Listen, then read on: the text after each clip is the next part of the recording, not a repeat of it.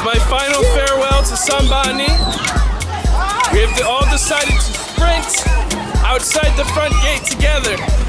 1, 2,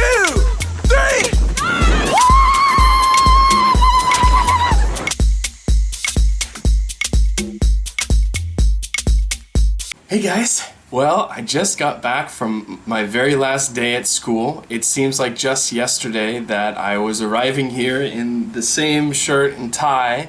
If you look back at some of my very earliest videos, you can actually see that video on the very first day where I'm sitting in my principal's car filming and I see the kids staring at me.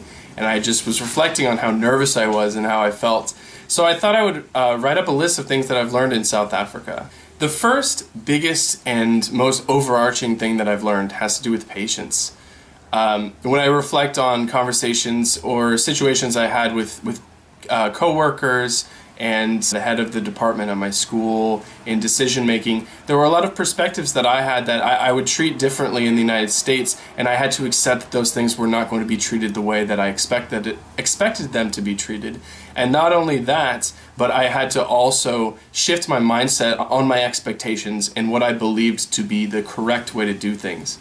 There were a lot of situations I was in where I was kind of distraught, like things were not going my way, and the decisions that were made actually led to a complete change in how things were done that was not necessarily bad. And I remember thinking, wow, I was really upset about that, but it's interesting, this is totally different, and I need to be more humble in how I react to things that I consider to be different from an opinion that I have. In fact, when we had our final farewell, I had some words with the HOD where I said, you know, we've had highs and lows, but at the end of the day, I have learned so much from you. And that has been something that I will take with me. And she said, you know, I feel the same way. But honestly, I feel like I'm kind of ripping her off because I feel like I've learned so much more from my community than than my community has learned from me. Another thing I've learned is to embrace discomfort as non-threatening. I think it's human nature for human beings when they're confronted with something that's different and they're confronted with something that's uncomfortable to react in a fearful way, or to react in a way that it tries to brush it aside or push it away, or maybe dismiss it as not the right way to do things. Being in this situation, and being in this situation for an extended period of time, I've embraced that discomfort. You hit a certain point where you start to just reflect immediately, okay, why am I feeling uncomfortable? I'm feeling uncomfortable for this reason. Is this a bad discomfort that's like actually threatening? No, it's not. It's just that I'm not used to it. And I think that that's something every human being should endure. I think that that is what we need to grow as people. And so that's something I've definitely embraced during my time here. I've embraced language. I just took my language proficiency interview exam and I'm like mid-proficient, which means I learned a language halfway, which is not a bad thing. And for someone like me who thought that maybe I would never get to that point because frankly I'm a horrible test taker, I was very impressed with myself. So I definitely learned a new language. I learned Zulu. I've learned a different way of living. A lot of Peace Corps volunteers describe their service as almost kind of perpetually living in a camping environment. I wouldn't necessarily say that because, you know, obviously I'm living with a roof over my head, not in a tent. But there are definitely aspects about service that remind me of camping, but it's also the lifestyle of the culture that I'm living in. I've learned a different lifestyle, and I've learned that a different lifestyle is not inherently bad in any way. It's just a different way of doing things. I've learned to embrace different types of foods. If you look at one of my early videos, I tried something called Marapani worms, which are exactly what it sounds like. They're worms. So that was something I tried. Embracing new foods. I have a new perspective on personal space. I think a lot of Americans have a different idea of what personal space is, and in the culture that I've been in for a few years, personal space is a lot different. Oftentimes Americans feel like there is no personal space anymore, and that has been true for me, and it's been a learning curve it goes back to that discomfort, and embracing that discomfort and understanding that millions of people have a completely different idea of what personal space is.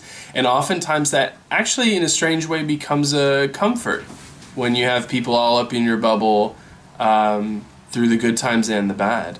I think separately, as a Peace Corps volunteer, I kind of have normalized a lot of things that other people would consider to be gross.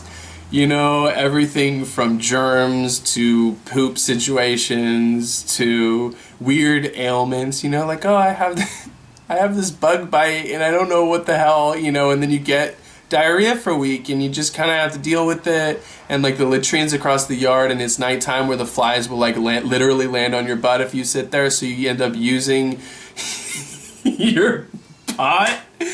Okay, I'm gonna stop. You use a bucket. Like, what do you want from me, okay? Normalizing things that are gross. And finally, as far as me personally, dealing with a lack of finances, dealing with a lack of emotional support just due to the distance and all that in the situation that you're in, due to a lack of language being spoken and being pulled out of your own culture, you kind of learn your grit. I mean, you learn what you need to live and you learn what you need to be happy with.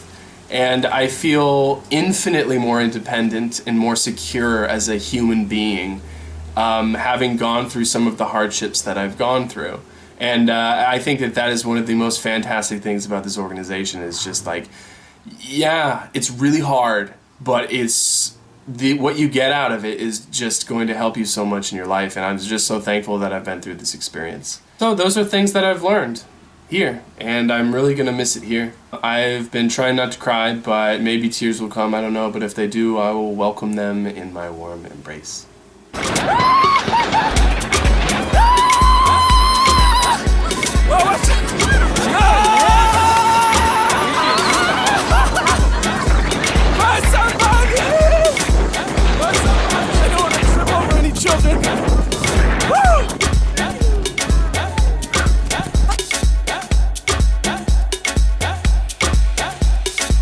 Estamos lejos.